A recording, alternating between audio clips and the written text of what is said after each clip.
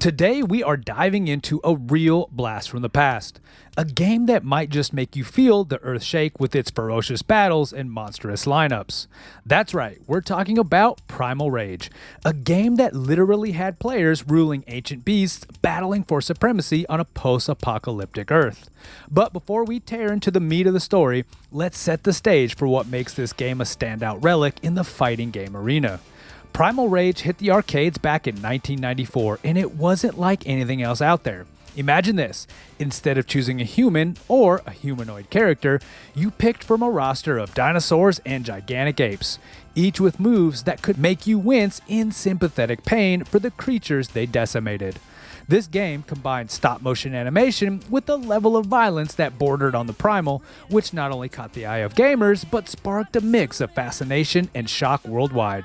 As we peel back the layers of Primal Rage, we'll explore the innovative techniques behind its creation, the unique gameplay mechanics that set it apart, and the tumultuous waves it made in pop culture. Whether you were Team Blizzard or sided with Diablo, this journey through the past is going to reignite some of that old arcade fervor. So, let's get ready to explore the savage world of Primal Rage and uncover the stories behind the roars and rages that once echoed through our local arcades.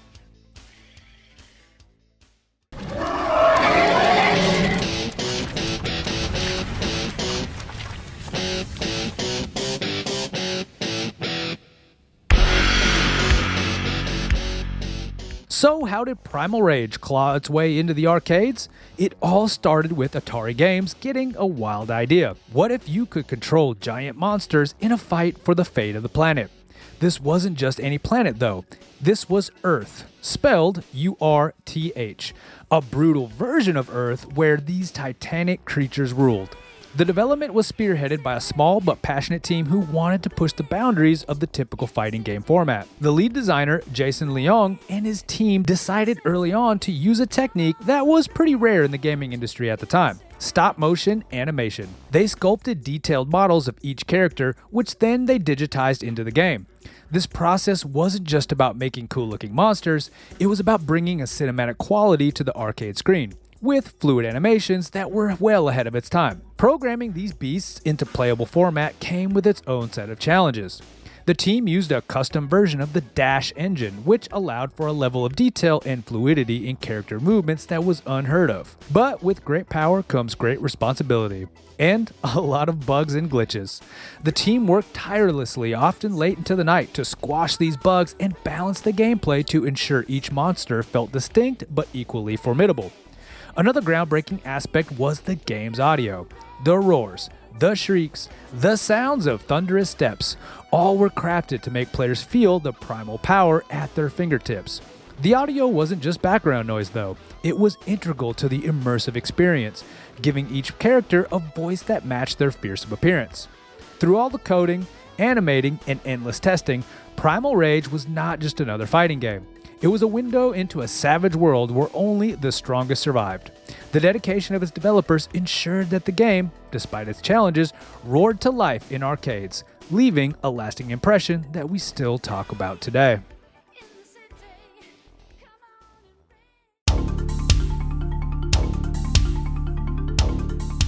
Alright, let's get down to the nitty-gritty. How Primal Rage actually played. This wasn't just your run-of-the-mill fighter. This game had guts, quite literally at times.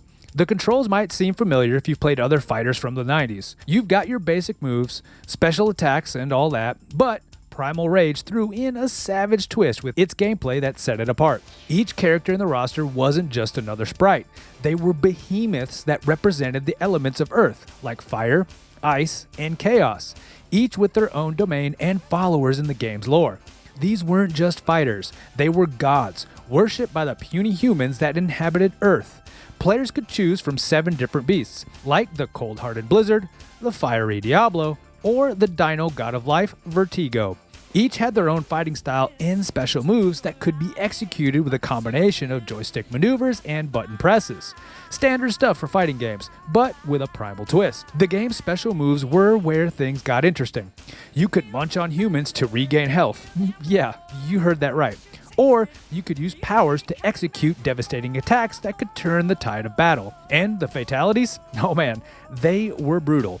We're talking heart-ripping, flesh-burning, bone-crushing finishes that made every victory feel like a conquest. But Primal Rage wasn't just about beating the snot out of your opponent. It had a deeper level of strategy.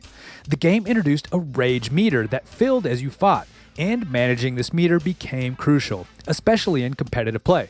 Unleashing your rage at the right moment could break your opponent's combo or give you the edge to execute a jaw-dropping, game-ending move. Competitively, Primal Rage found its niche as well. Despite some initial balancing issues, whereas some characters were just naturally stronger than others, the game developed a dedicated following. Tournaments were fierce, showcasing high-level play that took the full advantage of the game's unique mechanics and character abilities. Through its innovative gameplay and distinct character roster, Primal Rage did more than just entertain. It challenged players to master a new kind of fighting game, one that rewarded both quick reflexes and strategic thinking. It was a game that left its mark on anyone who spent time mastering its savage combat.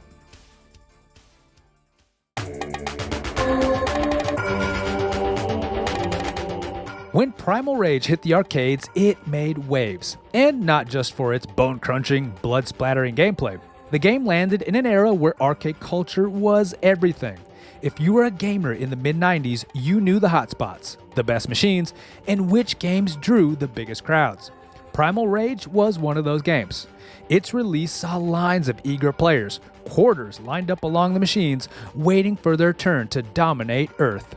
Critically, the game received mixed to positive reviews.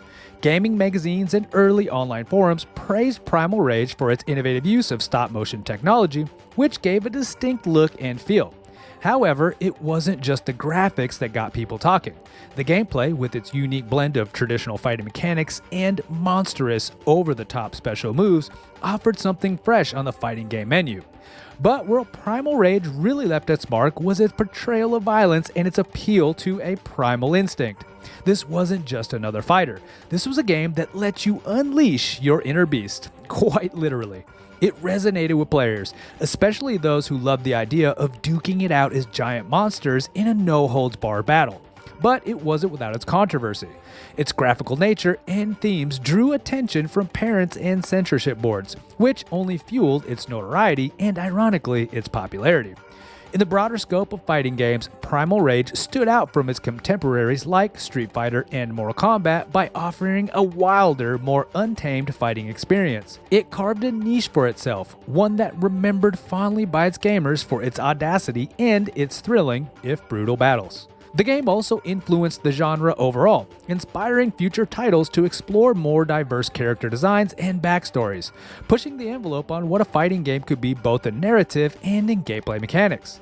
The community around Primal Rage kept the spirit of the game alive long after its arcade heyday, with fan-made mods, revival tournaments, and online forums discussing strategies and sharing nostalgia.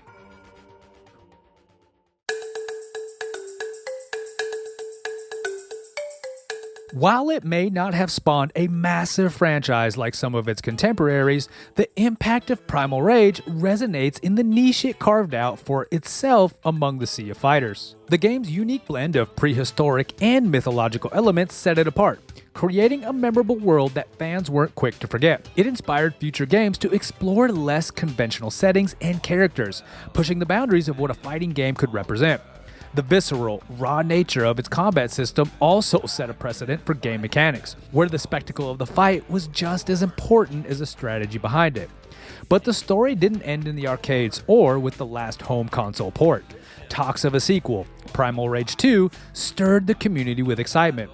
This sequel was intended to build on the original's framework, introducing new characters and expanding its lore. However, despite a playable version appearing in test locations, the game was ultimately shellacked.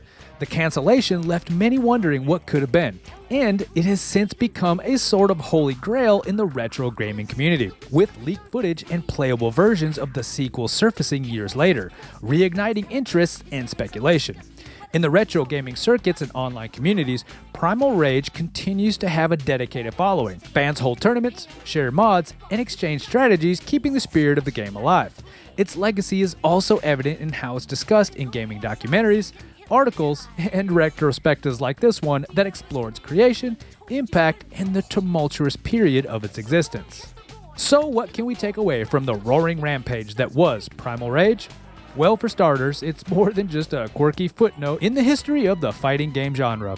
It was a full-on monster mash that gave us dinosaurs duking it out with giant apes long before it was a box office trend. This game didn't just push the envelope, it fed the envelope to a T-Rex. In the end, Primal Rage reminds us that sometimes the most memorable games are those that are willing to get a little wild. It challenged players to unleash their inner beast and left a legacy that refuses to go extinct.